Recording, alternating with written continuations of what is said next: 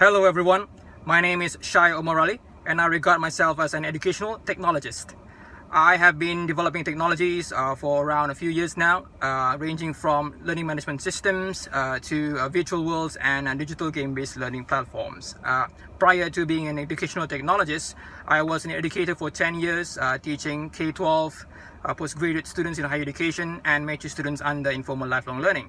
I consider myself as an advocate of educational technologies, but only for the appropriate user demographic.